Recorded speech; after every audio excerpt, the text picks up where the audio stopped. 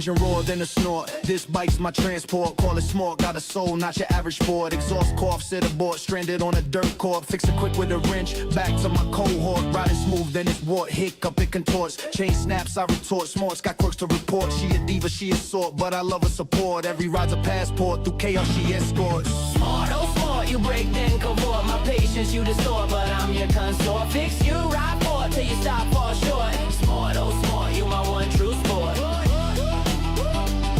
Yeah, yeah, you my one true sport. Yeah, yeah. Gas tank low, then a snort. Smart sips, not a cord. On the shoulder I resort. Roadside repair for it. Wrench twist back to court. Riding fast, no report. Then a rattle, then a thought. Smart stalls in the port. Neighbors shout, what's the sort? I reply, it's smart. She's the queen of retort, but she's nobody's consort. Every boat, every war tells a tale. She my sword. Life's a ride, no teleport. Smart's my still escort. Smart, oh smart, you break then cavort. My patience you distort, but I'm your consort. Fix you, ride for till you stop, fall short. Smart, oh smart, you my one true sport. You my one true sport. You my one true sport.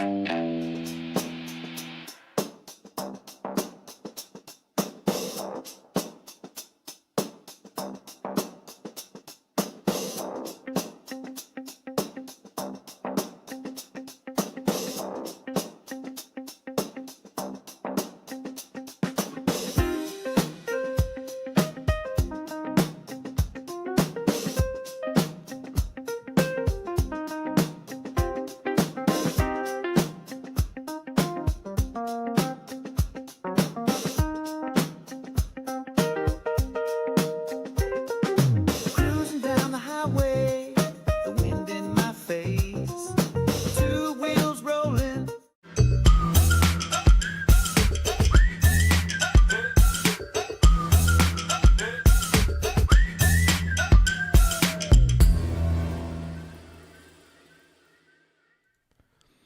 Hello, everyone. Welcome into Live on Two Wheels. We are still rolling here in 2026. Hey, if y'all could do us a favor, hit that like button and subscribe.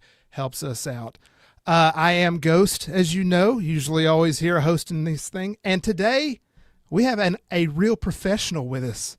So welcome to the show, Dr. Michael's Motorcycles, or Dr. Mike. So That's right. Thank you for being here today. Appreciate you, buddy.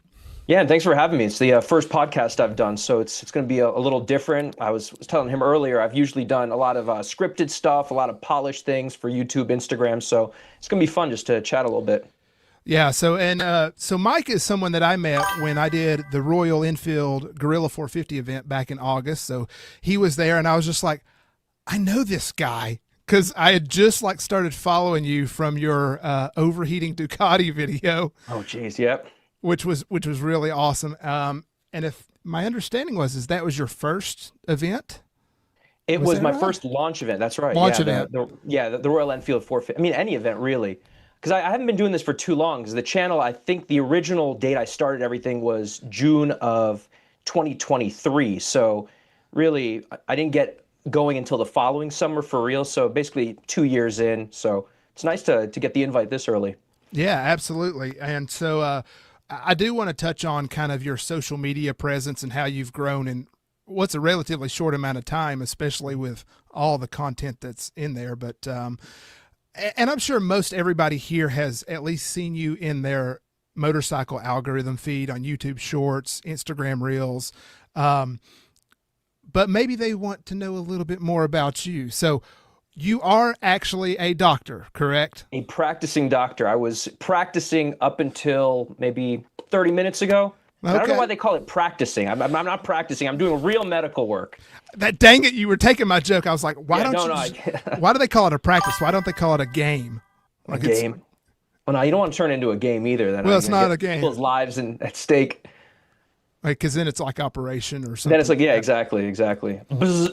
Anyway, so yeah, you've taken your medical profession, and my camera's glitching out. That's weird.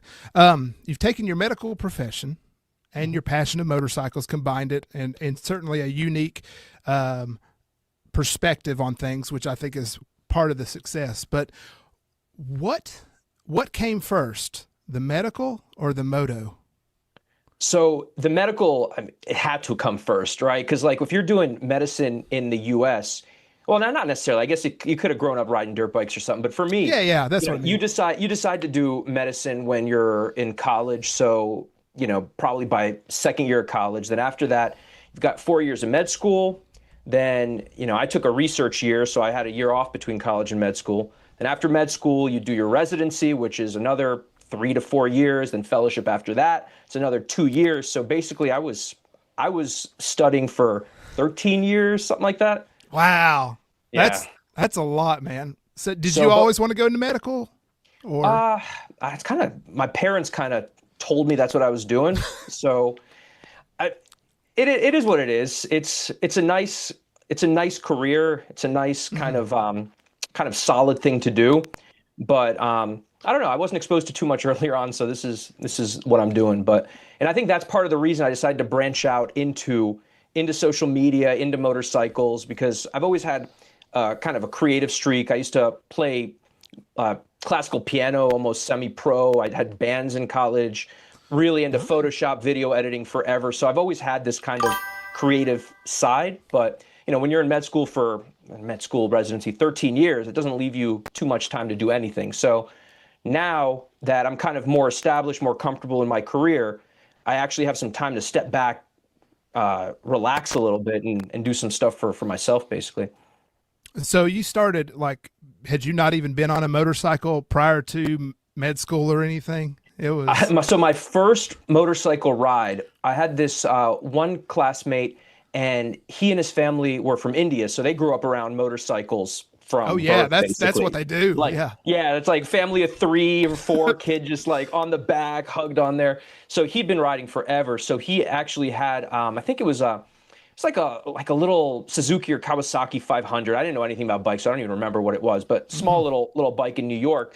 And we had this kind of elective that we were both at. So one day he was just like, you want to hop on? We'll get there faster. And he was going through the city, splitting lanes and stuff. I'm like, oh my God, this is awesome.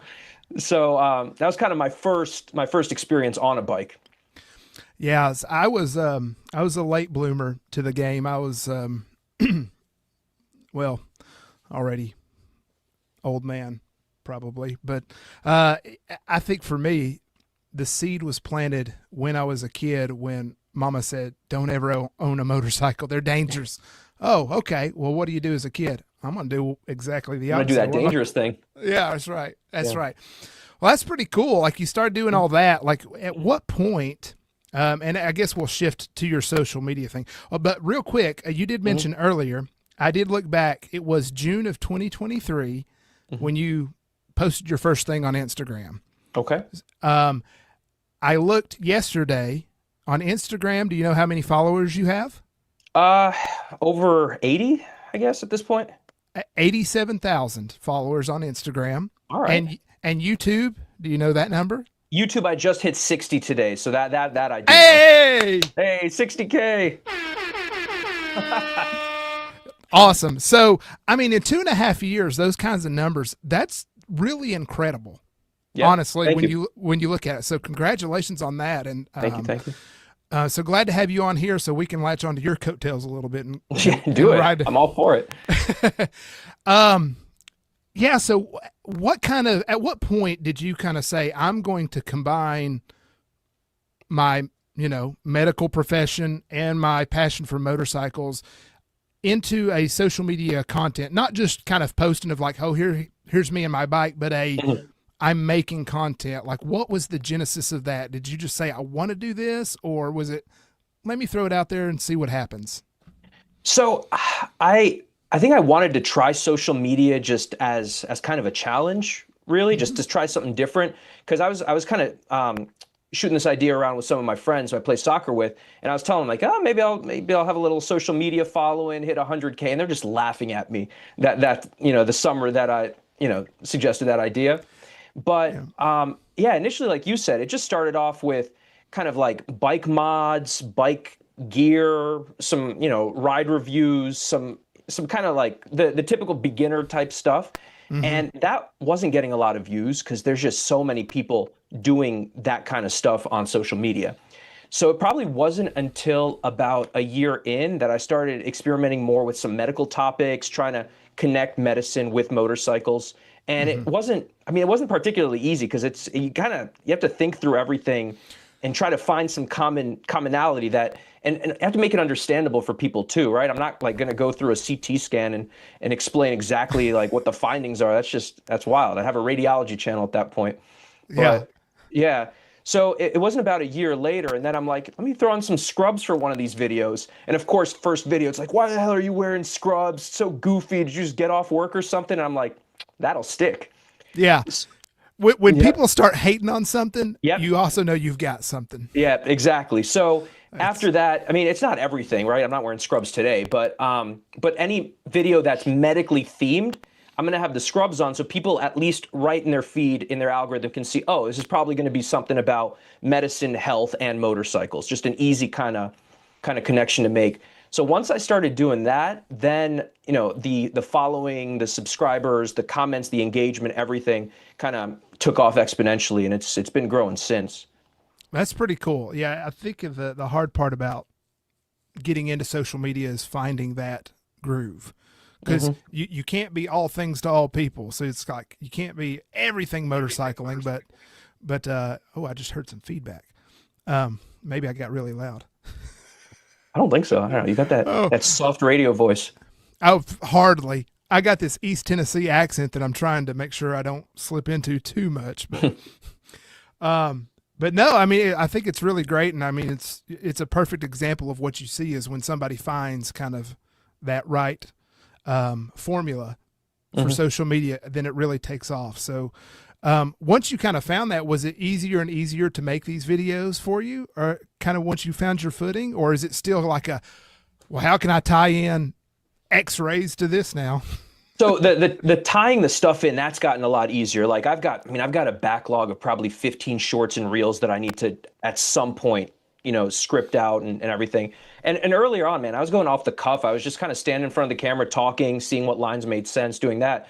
But now to make one of these little reels, like 50-second, 30-second, whatever, it takes hours, like truly hours of research, scripting, rehearsing, kind of getting it figured out. And then as the stuff's gotten more polished, the engagement and just the feedback's been so much better. So it's worth it, but it takes a long time to get one of these little short clips through.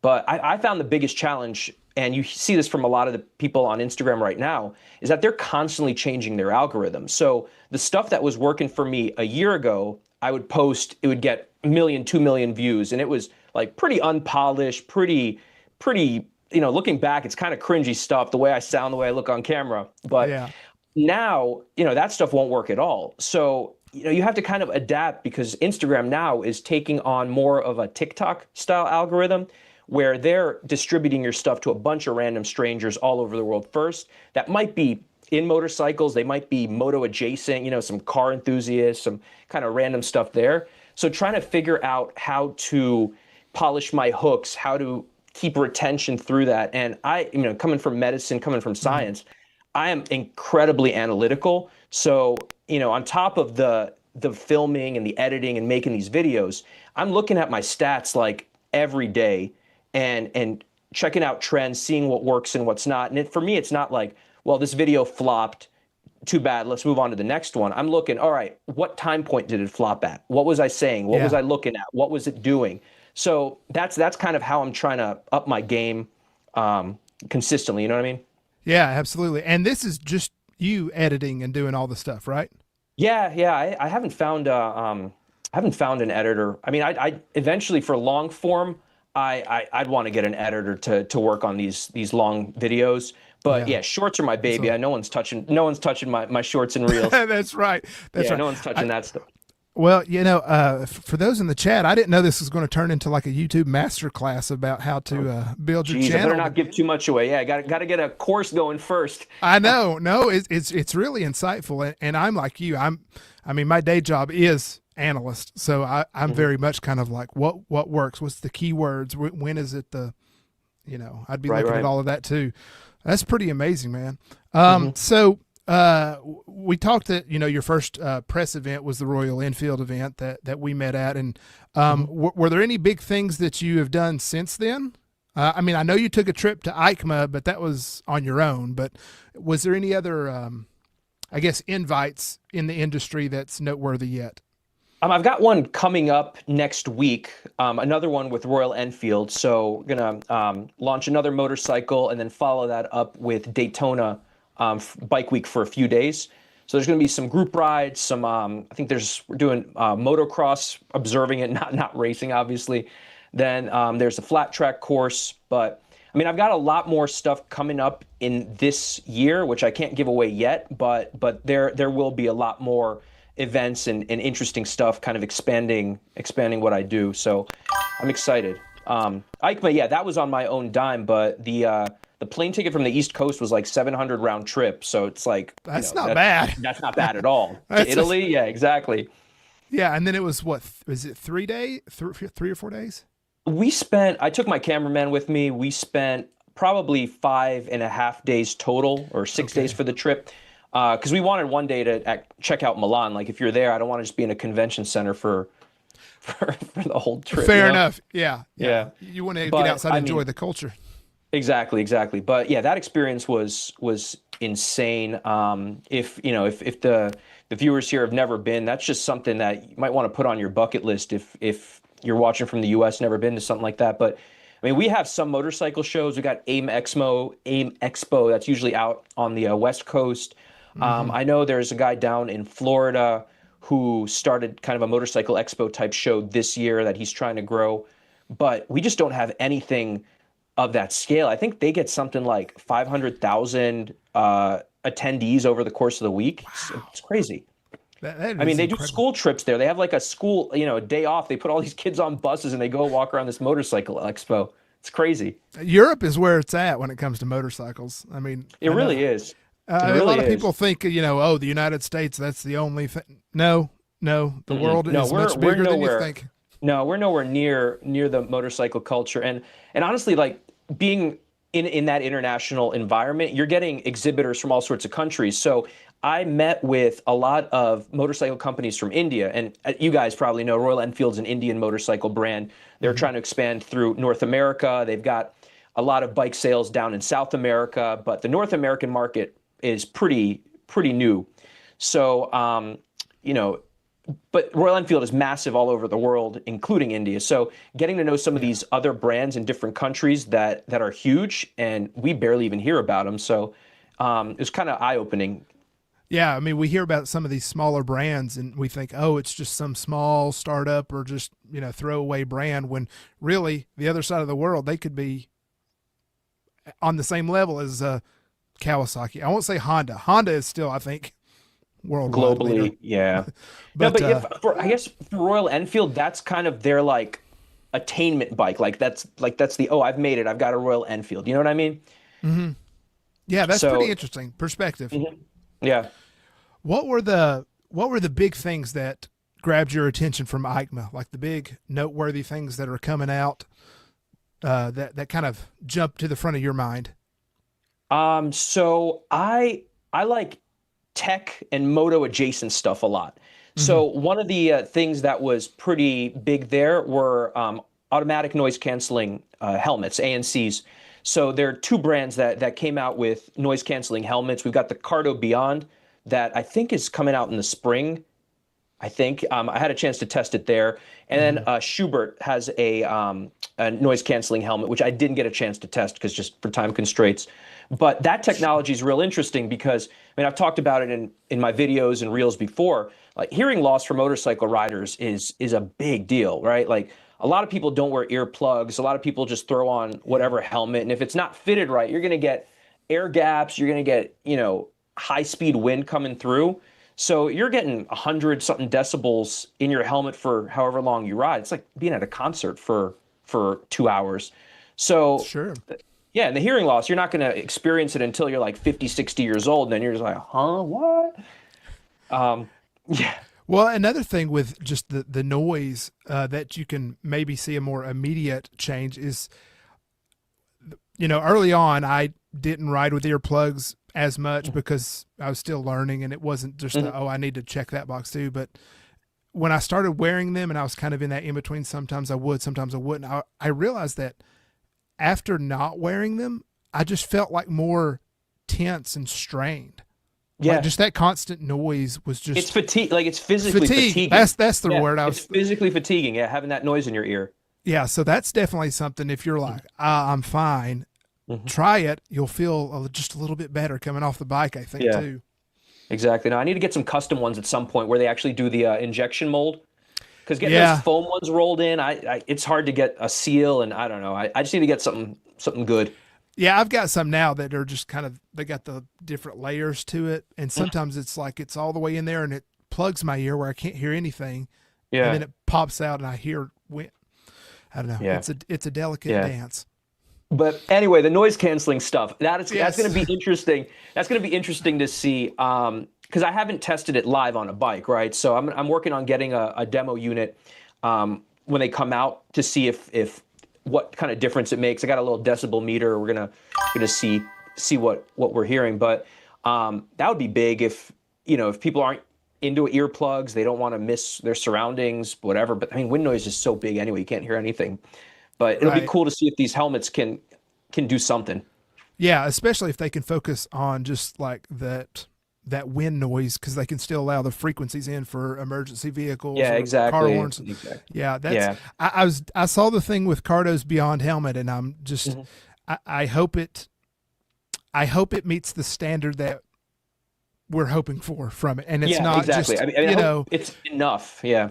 Yeah, because you hear, okay, Schuberth is making one. Okay, Schuberth is a big name in helmets, so you already know the quality of that helmet, and I think there's just to be transparent, there's people that are like, what's behind the Cardo helmet, So I don't know. From what I understand, they're being made by a manufacturer plant that makes other high-end motorcycle helmets. From what I've been told. So and they probably can't release all of that information. Yeah, exactly. But that's just what I hear. It's being made by helmet pros. So it's not like it's not like they're trying their first time to make a helmet. There's not 10-year-olds in some Far East. Anyway, never mind. We won't go into all of that. I think they're being produced in Italy or somewhere. From what I understand. Yeah. I mean, that's kind of like out of the tech stuff. Out of the motorcycles, some big news is Norton motorcycles are making a comeback. I don't know if you've seen their new ones. They got the Manx, they got Manx R, they've got touring bike, a kind of crossover type bike. And that's another interesting one too, like talking about the global thing. They're actually owned by TVS Motorcycles, which is a huge Indian motorcycle brand. So they kind of rescued this classic British heritage brand. And I mean, similar to what they did with Royal Enfield. Royal Enfield initially was a British brand that now is Indian owned by, I think, AIRMOTO out of Chennai, I think. But yeah, so Norton, those bikes were cool to see, and they're manufacturing. I think it's a V4 platform on the Manx and the Manx R, which is cool to see, because if you're thinking about motorcycles traditionally manufactured in India, you're thinking about like little single cylinder thumpers. You're getting some twins, parallel twins. Right. And so a lot of these companies like Triumph, BMW, their 400s are being made out in India to keep the prices low, and because they have the experience with the singles. So it's interesting to see a V4 platform on these bikes. So be cool to see, how good they ride, the suspension setup, brakes, and all that. But visually, they're pretty cool looking bikes. Yeah, it'll be pretty interesting to see how they do here in the U.S. after not being so prevalent before.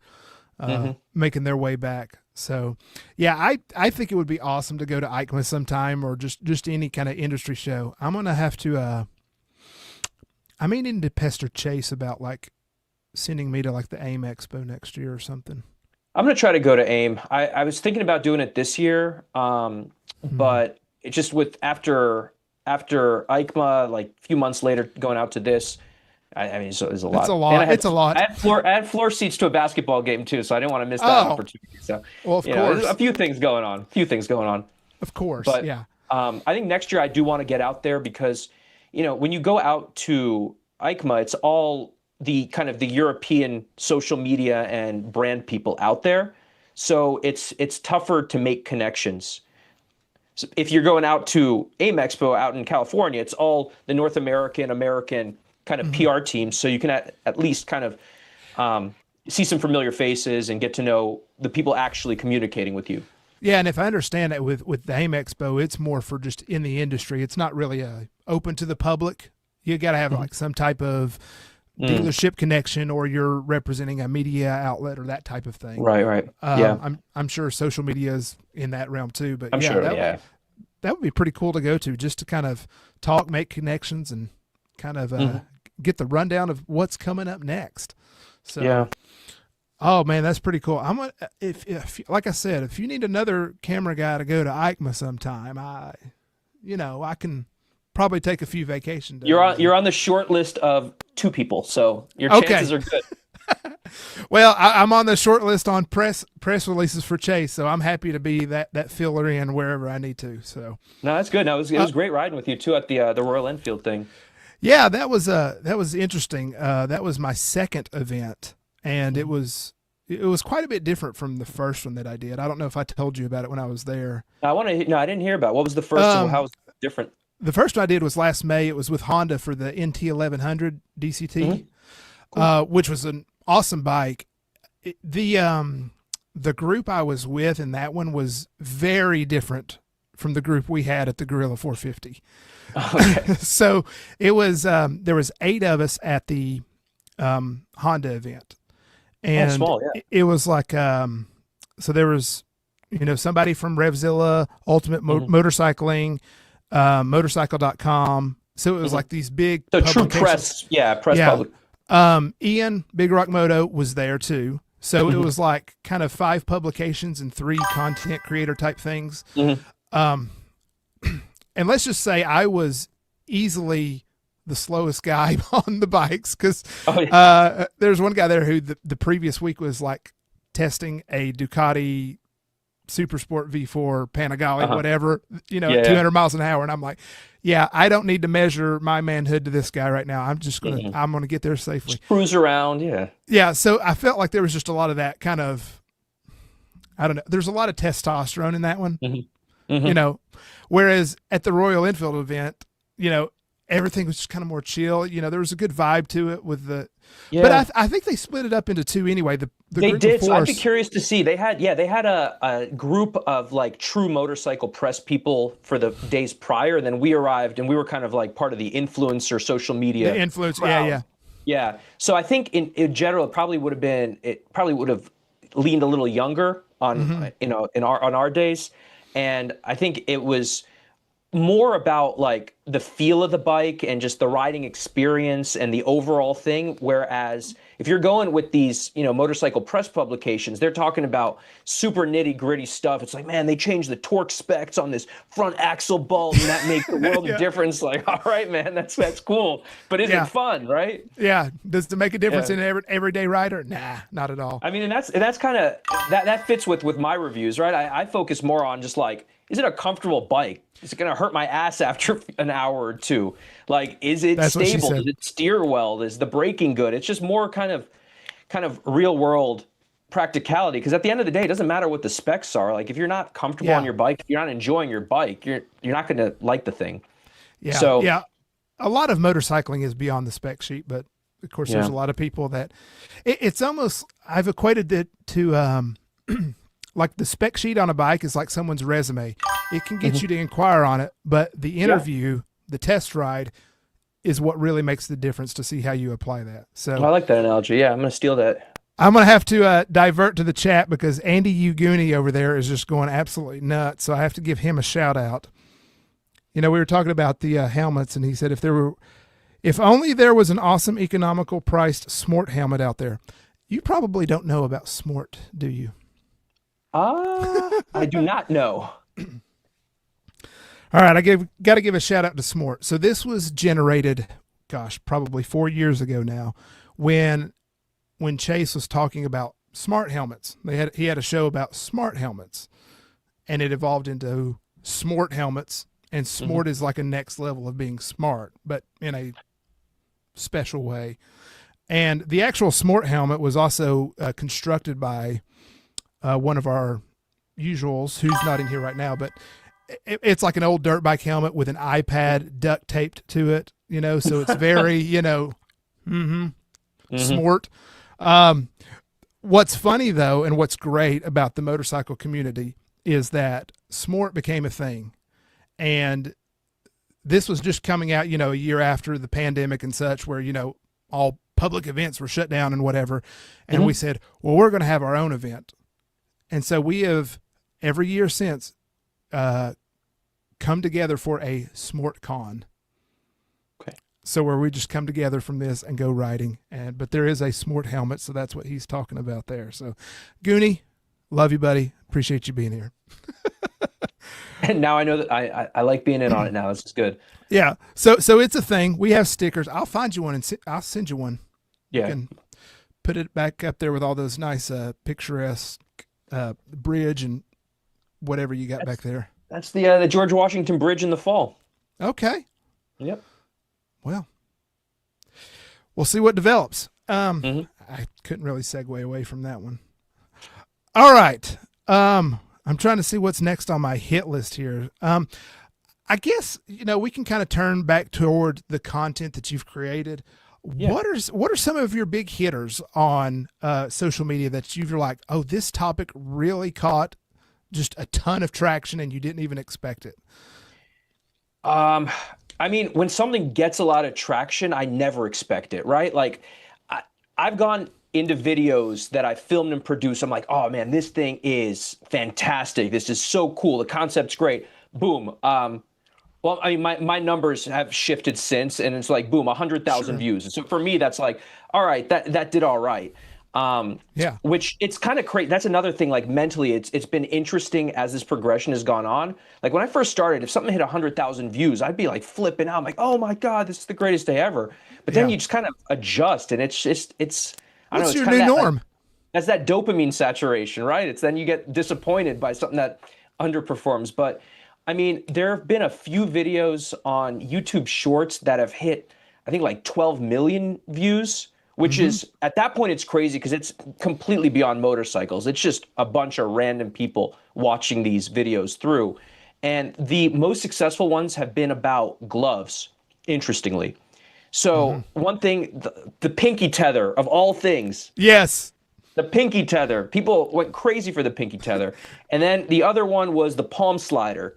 So those videos, for whatever reason, they really took off. And I don't know why. I mean, I guess people, it's like, well, no, everyone has hands. Not everyone, but most people have hands. So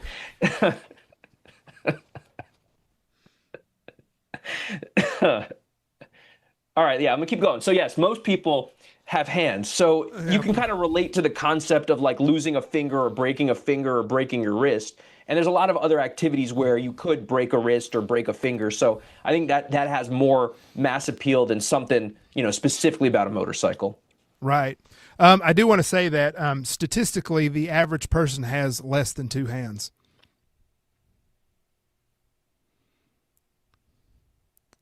Think about it. Okay, most people have two, right? That's right. Okay. What humans don't have more than two hands, right?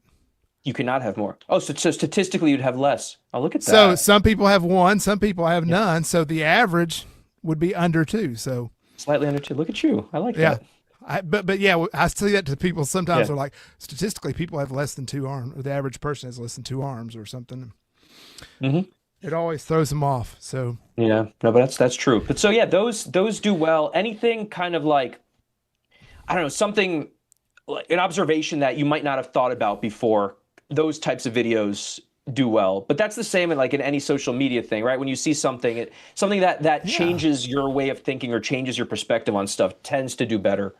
Yeah, it's something that you kind of know, but it's not a thought in the front of your mind. And and it takes somebody to kind of bring it up for you to focus on it, shed a little light on it, and give some context that you go, yes, and then you can apply it. I mean, but beyond. Yeah, no, go ahead. Another type of video. I'm thinking now because it was hard to like think about all the stuff that I put out lately. But The other ones that tend to get the most engagement, negative and positive, and those obviously tend to do better because they're getting shipped out. There's one video I talked about, other dangerous activities that take more lives than motorcycles, and I misspoke in the video, which I didn't realize until after I had published it. And the statement was something like, crossing the street is more dangerous than riding a motorcycle, which is not true, obviously, but in terms of absolute numbers of deaths in a year, it's higher. So it's just one of those things where it's just, misspoke, sloppy. But I just let that thing roll because that generates so much debate. And then you have people sending that video to their loved ones who are like, don't ride motorcycles. And they're like, well, look, it's not. A doctor said this. Yeah. Well, I have heard controversy creates cash. So there's not much cash being created in this endeavor, but I tell you what, the controversy. That viral video might have earned you $2.34 over its life. So may have well may have. You are well on your way, buddy. Yeah. No, I mean, absolutely. But to that point, it's like you almost have to make stuff that is kind of controversial and ambiguous sometimes just to stay relevant in the algorithm. But how do you ever have that, I guess, the tension between what do I need to do to please the algorithm, so to speak, be relevant, stay up there, but not sacrifice the integrity or the truth behind it? Do you ever have kind of that, or are you just like, this is what I'm doing and send? I mean, I am really careful with what I say, how I say it. I'm really careful with what I choose to endorse, what I don't choose to endorse. So it's just because professionally, it's like kind of my reputation behind this stuff. So I want it to be as accurate. I always have sources to back up everything that I do. And even like with brands, right? Like I get a bunch of emails from like random brands, like Temu messaged me a while back saying, you want to do a even I got one of those. So. Yeah, it's like no, it's not part of like everything that I do, all the stuff that I talk about, all the stuff that I use. If you ever see anything advertised on my channel, it's something that I actually use myself, something that I've tested, and that's something I believe in. So that's kind of the difficulty, is just kind of finding the fit that's best for me without sacrificing anything, Yeah, and it's tough. I mean, you have to do some clickbaity stuff once in a while, but it's. But there's you can do clickbaity stuff that's centered in fact, I think. So that's kind of skew the numbers in your way. We got people in the chat already saying who to stay away from. Well, we won't say any brands out loud other than Temu, apparently. Well, no, but that's just an example of just like fit, right? It's just like you don't buy motorcycle gear off of Temu. That I can say. So because and it's not just them, right? Like if you have any manufacturer where you don't know where stuff is being made, you don't know the quality control, you don't know all these things, you just don't know if it's up to safety. And I'm just going to go on a little tangent because this is something that came up the other day, but really important, right? Helmets. So you have companies that are making helmets that are like $1,000 for their kind of regular line helmets, nothing crazy, no carbon fiber or whatever.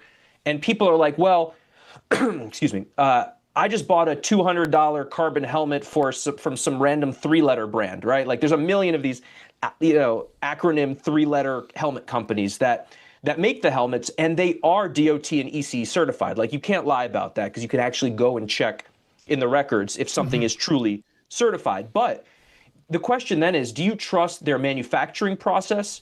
Do you trust their consistency? Because you can make a batch of 10 helmets really well that test well. To meet the ECE test. Yeah, and they do it, and they get the ECE and they get the DOT. And that's all you need, right? Like, because the helmet that came out of the box, like that helmet back there, that one wasn't tested specifically. The general model of that helmet was tested and it passed. So they're manufacturing it with the assumption that it's ECE DOT certified. But if you're getting a company that you have no idea their manufacturing quality, you don't know their ingredients that they're using, your materials. I wouldn't trust that. So, sure, some of it is marketing, name brand, whatever, but not all of it is, right? They're using better materials. They have better factories. They probably pay their employees like, livable wages. So you're getting something that's a higher quality product. So, what are your thoughts on like the Predator helmet? Have you seen those? Like the movie Predator? Yeah, yeah. They make motorcycle helmets like that. You could probably find one on Amazon for like. Is that the one that opens from the back? Or is that different? It might. I've never held one in person, so I don't know how it's using. But I just thought, if you wanted the opportunity to say, no, I didn't know that one. There is a new one that's released. I didn't try it on, but it is. They call it, I think, an occipital approach helmet. So basically, like the whole back comes up like this, and you put your helmet on. Yeah, like the back comes up. So then like Power Rangers.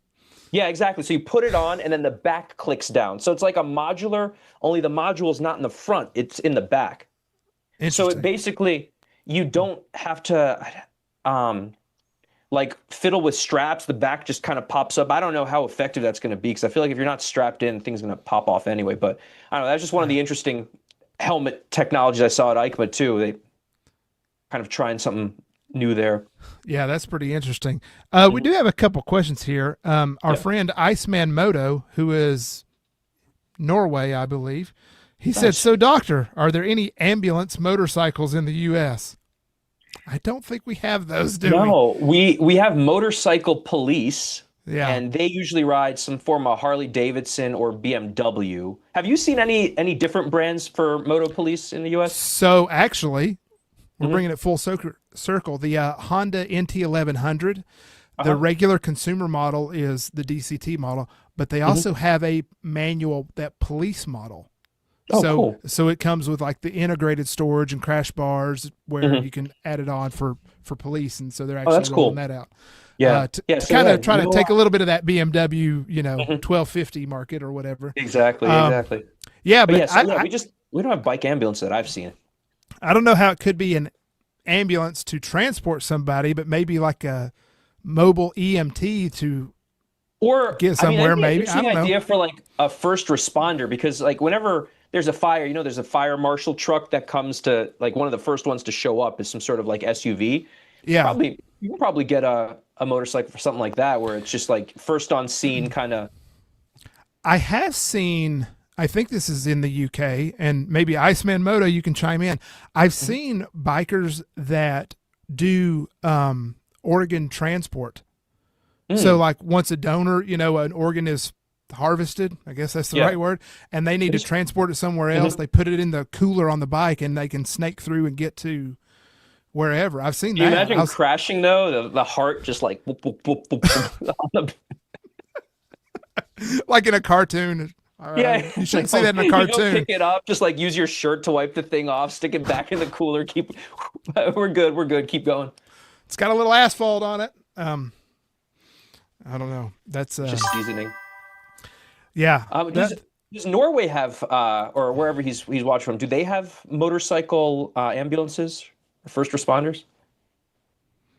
I don't know. Yeah. We also have another question. Can helmets get randomly tested for ECE after the fact? I guess helmets could. I don't know of any of this. Maybe you do. Do you know if like they could just go into a store and pull a whatever off the shelf and say, we're going to test this? I don't know if they do it that way here. I haven't seen it done, but that's an interesting idea. I mean, I first heard it as, can you test your own helmet? I'm like, you could, but then you'd never be able to use it again, because they like drop it from an anvil onto a sharp spike and stuff like that. But I've never. I wonder. That's one thing I'm not familiar with, if they do any sort of like random batch testing after the fact, or how often they have to get recertified, or if it's one of these things. It's like, well, this model's been on the market for 10 years. It got certified 10 years ago, and then it's just continued to be certified. I'm not sure. Yeah, until I guess you get like a new standard. So like ECE went from 2205 to 06, or a Snell rating.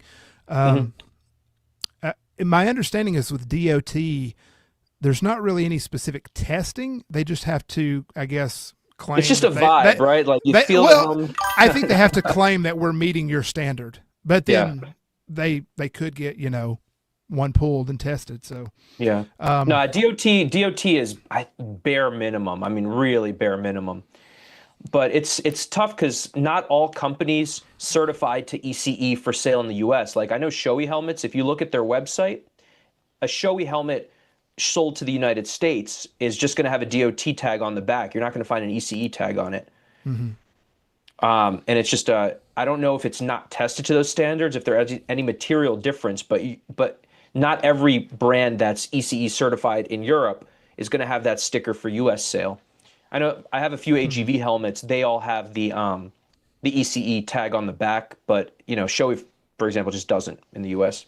Yeah, that's kind of interesting. Yeah. Our friend Luke B in the chat, he said, yeah, they're called blood bikers, and they transport blood, organ, important documents, and basically anything that needs transporting between hospitals. Well, that's cool.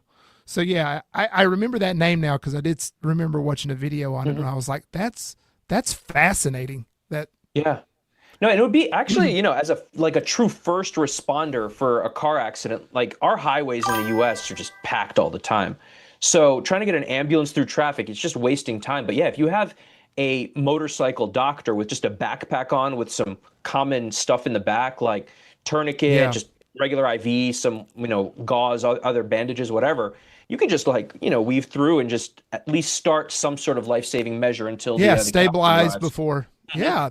That would, once you go ahead and start on that and oh my God, I don't have the time for any of that. No, that's pretty interesting. So let's shift gears a little bit. What are your personal bikes? You have 3 bikes, right? I got 3 right now. Yep. So let me see if I can remember. You've got a Ducati Street Fighter, V4S. Oh, V4S. Pardon me. You have a Triumph Tiger 900, 1200. You go big boy. Okay, fair. Yeah, big boy. And then you have another Triumph. Is it the Bonneville? That's right. Okay. Also 1200. Also 1200. Okay. So, what led you to those bikes? So I started out with so I started off on a BMW G310R. That was kind of my first bike. Before that, I was on a Yamaha Zuma 50cc for about 3.5 years. Hey, So yeah. I put like 3,000 miles on that thing, all city riding. It was. I mean, I was an idiot too. I didn't know anything about safety gear. I was riding in like a 3/4 helmet with no gear ever. No idea. I was like 20-something years old. Yeah. So did that. Surprised I never got mugged in Baltimore City on that thing. Very surprised because I was coming back from hospital shifts at like 2 a.m. and luckily never had issues. Someone tried to steal it only one time in those 3 years too, which also surprised me. But I had a big fat kryptonite chain on the thing. They were just like, nope. So, Kryptonite chains, not sponsored, but we could be. You should be. You deserve it. You deserve it all. No. After that, I went up to a BMW G310R, so a nice lightweight, kind of low to the ground beginner bike. I did get bored of that after a year, though. It's pretty underpowered for longer term use. Unless you're only in cities, then I think it's perfect. But Yeah. after that, I got the Ducati Monster 937cc, and that bike would have been perfectly fine forever. I mean, that was a really fun bike. It's probably even more manageable and better for the roads around here than the Street Fighter V4. But again, like you, I'm a late bloomer to the bike game. I just wanted to try it all, so I was like, all right, I'm gonna get this 208 horsepower beast and see what happens. So Why not? yeah, exactly. I mean, that thing's like a time machine, man. You just like crank the throttle and you're in another dimension almost. It's so ridiculously fast. But I never speed, of course. So No, we never do. yeah, it's just for the looks. But then I wanted something for touring, some off-road. That's where I went with the 1200 Tiger. And then the Bonneville, that was targeted Facebook Marketplace ad. It got me. You were just like, I Yeah. got to have the classic, huh? It got me. Yeah, I mean, it's the 2023 Chrome edition. So it's got that like powder blue, baby blue tank with chrome and everything. So, and the guy selling it, he sold it for a deal. It's got like the center stand, heated grips, cruise control. It's got like, it was a good deal. I couldn't pass it up. So I got 3 now, but I don't think I'd want more because of just maintenance on them. Having to like do oil changes on 3 bikes in the season, it's a pain in the ass. Like, and I've gone beyond what's recommended because I don't ride them as much. Because when you have 3, I'm not putting tons of miles on any of them. But it's just like, you know, having to go to a dealer 3 different times in a season, it's just a pain in the ass. That can be a lot. Yeah, 3 bikes, that's a good number. Although the formula for how many motorcycles a person needs is always N plus 1. N plus 1, exactly. My man, he knows what's that up. one I do know. The hands I didn't know, but the formula I'm familiar with. Very good. Very good. All right. Well, we're kind of getting to the tail end of things. I've got a few questions that I've been asking. I've asked our first guest, and I want to continue to ask guests. Just fun, just get to know you, but just to see what your answers are. If all of your bikes, all 3 of them, just disappeared right now, and you could go get one bike, what is it and why? One bike. Yeah, so this is where, do you find one bike that kind of ticks all the boxes a little bit, or do you like, I got to get one because I love adventure riding, so I have to get the adventure bike, you know? No, I wouldn't do the adventure. I would probably go back to a Ducati Monster. Okay. Like it's upright-ish, it's sporty-ish. It's got just like a perfect amount of power for the streets. It's torquey. You can tour on it if you get a little windscreen. It's V2, it's got the sound. I think, and I mean, sometimes I do regret selling the thing because like the V4 it's too much for the roads, honestly. It's a crazy bike. It's fun to have. It's been fun for social media because it's kind of like, you know, it's attention grabbing. It's good for making the videos, but I don't know that I think a Ducati Monster would be kind of a sweet spot. That would be. Yeah. All right. Kind of along those lines, there may be some carryover here, but do you remember, maybe it was back in grade school or even later, there was the game where you would pick 3 celebrities and it was like one to get rid of, one that you would go have a nice fling with, and the other that you would marry. You know the game. I'm not going to say that. Let's apply that to motorcycles. So trash, rev, and own. So the trash bike, what's the bike you're like, I hate that. I wish it would go away. I don't ever want to see it. Rev, the one that you want to take out for a good time, just burnouts, red line it. You're not doing the maintenance on it. And then what's the bike you're owning, you're taking care of, you're doing all those things. And this can apply to a whole brand if you want it to, or a specific model. So there's no specific models that I hate, but if I were to get rid of a brand, not miss the brand, for me, it'd probably be Harley-Davidson. And it's, you know, there's nothing against the style. It's just you have just offended all the brothers. No, for me, it's just practically, they're just really big, heavy bikes, really optimized for highway cruising, and that's just nothing that I would. They don't do it for you. Yeah, exactly. Fair enough. The kind of rev it out, go crazy. I've been really into MV Agusta lately. They have such beautiful, beautiful bikes, but they're also expensive, and the maintenance on them is pretty expensive over the time, but they are beautiful, they are fast, and I just think like that's the kind of fling bike that I would go with. That's a really good answer. That was better than what my answer was before, because you take some, what is it, the Brutale, that's just got those exhaust flying. Yeah, and just they're just gorgeous bikes. I was close to pulling the trigger on one last year when I went for the Ducati V4, but the dealer network for them is they're still kind of a boutique brand, really. Yeah. And it's just, I think the closest dealer to me is 2 hours away. So it's just like, if something happens, I don't know. That's why you have the fling with it. You ride it. You go have the fling and then give it back. Yeah.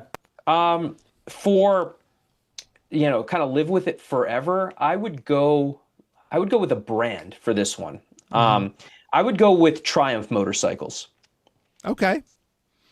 Because again, like, I do love Ducati. I've always been into Italian bikes, but then again, the cost of maintenance, those like Desmo valve services add up over time. Like I don't want to be pushing a Ducati to 18, 20,000 miles. So, but Triumphs, right? Like, you got the Bonneville, you can just cruise on it. You got the Speedmaster if you want your feet forward a little bit. You got the Tiger line, which I think for me does it more than the BMW GS line. I think you're getting a little more bang for your buck with very similar tech and really excellent features.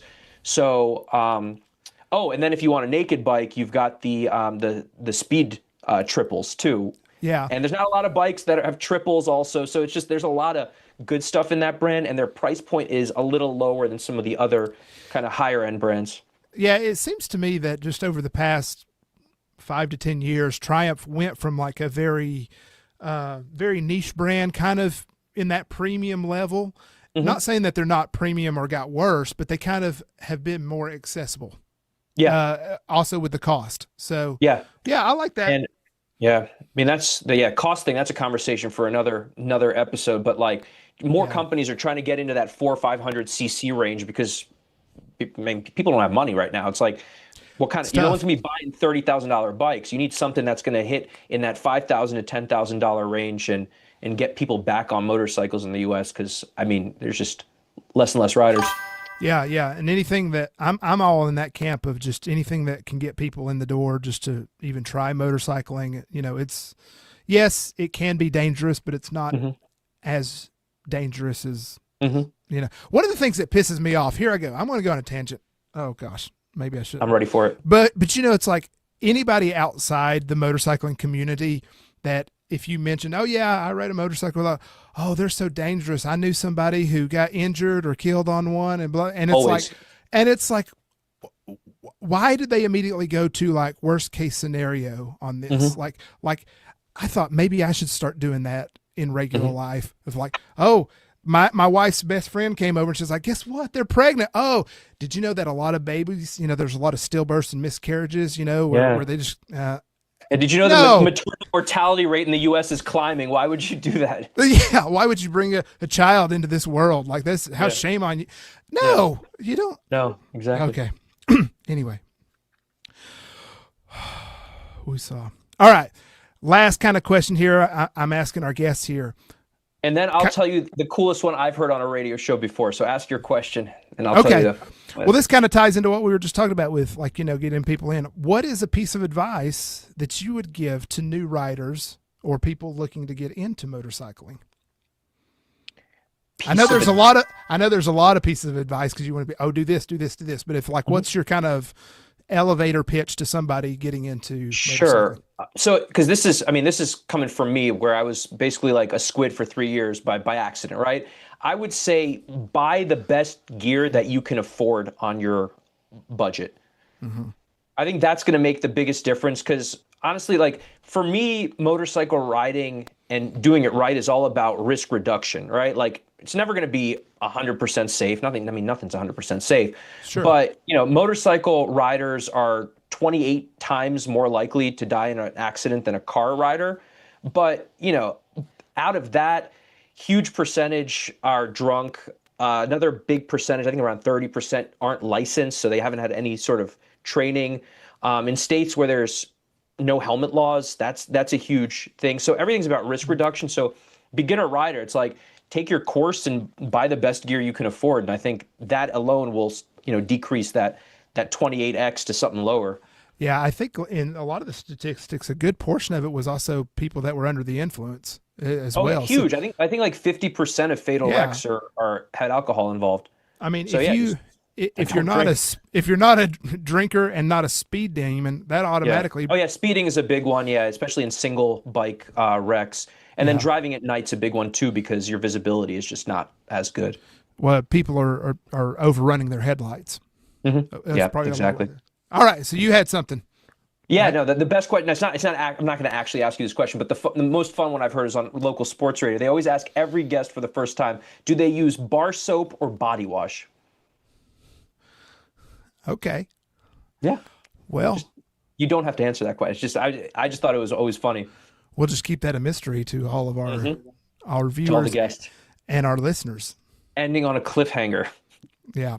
Well, speaking of good advice, I don't know if you know this, but we also give out a piece of advice here that is called the Ghost Tip of the Week. It's my favorite time of the week. Oh yeah, we've got a music bumper for that too. Let me hear it. Yay! Oh, that was great. Ghost Tip of the Week. This is sponsored by Ghost on Two Wheels over on Instagram, of course. Speaking of tips. I've got the wrong format on screen. All right, for our medical professional, I wanted to make it relevant to you here. So, the ghost tip of the week: if you play hide and seek in a hospital, it's best not to hide in the ICU. Huh?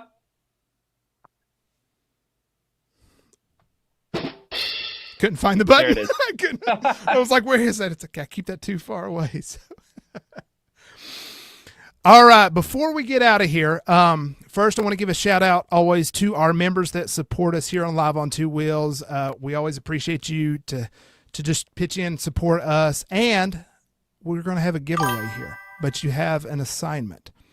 So if you are a member here and you've hung out this long, if you are the first one to go comment on the previous video that we did with our previous guest and comment with the keyword ruckus, $50 Revzilla gift card coming your way. So, Dr. Mike, any closing remarks before we get out of here? Just thanks for having me. First podcast experience. I had a little nice time here, so this is good. Well, you got to start out with, just the low levels, I guess, and then I mean, I don't know. Do you know of any super high level motorcycle podcasts? Like I mean, Revzilla has high side, low side. Yeah, that's the big one. I don't know too many. I'm not a podcast listener much, but so I no clue. Well, now that you have us on your resume, you can expect Spurgeon to be reaching out to you pretty soon. Okay, perfect. No, I'm waiting. I'll keep the email channels open. Yeah, absolutely. So, well, Mike, thanks again for taking some time out of your day to do this. Congratulations on all your success on social media. Keep riding that rocket ship, and maybe you'll still remember us when you're at 1 million subs and followers. But we'll see what happens. I definitely remember you. Yeah. Well, y'all, thanks for tuning in to us. If you're listening on the podcast, be sure to come over to YouTube and subscribe to us there so you can get notified when we go live and interact with our guests here. Otherwise, hit that like button, subscribe, and we will see y'all on the next one. Later on, everybody. See y'all.